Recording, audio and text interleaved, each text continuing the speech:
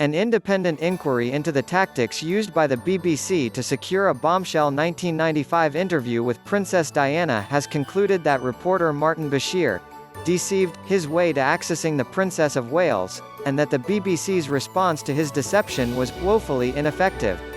The BBC has apologised unreservedly after the findings of Lord Dyson's inquiry were published on Thursday following a 6-month investigation by the former Supreme Court judge, which has cost the UK broadcaster £1.4 million, $2 million.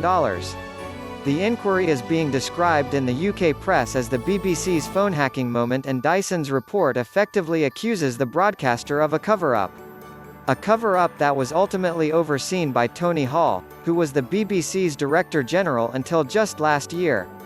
Incumbent BBC Director General Tim Davie said, although the report states that Diana, Princess of Wales, was keen on the idea of an interview with the BBC, it is clear that the process for securing the interview fell far short of what audiences have a right to expect.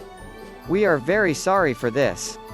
He added, while today's BBC has significantly better processes and procedures, those that existed at the time should have prevented the interview being secured in this way. The BBC should have made greater effort to get to the bottom of what happened at the time and been more transparent about what it knew.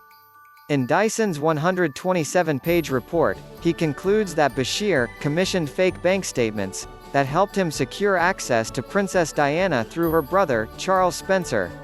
Bashir, Dyson wrote, deceived and induced him, Spencer, to arrange a meeting with Princess Diana, during which he persuaded her to take part in the 1995 Panorama interview.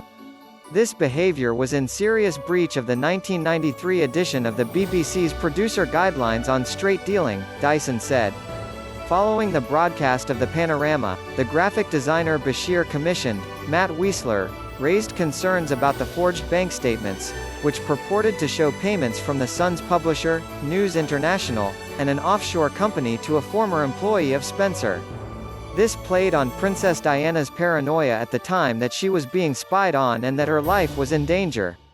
Wiessler's alarm eventually led to an internal BBC investigation in 1996, spearheaded by former BBC Director General Hall, who was in charge of the corporation's news division at the time.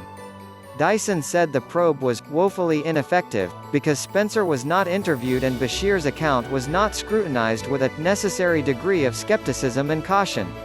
Lord Hall could not reasonably have concluded, as he did, that Mr Bashir was an honest and honourable man, said Dyson.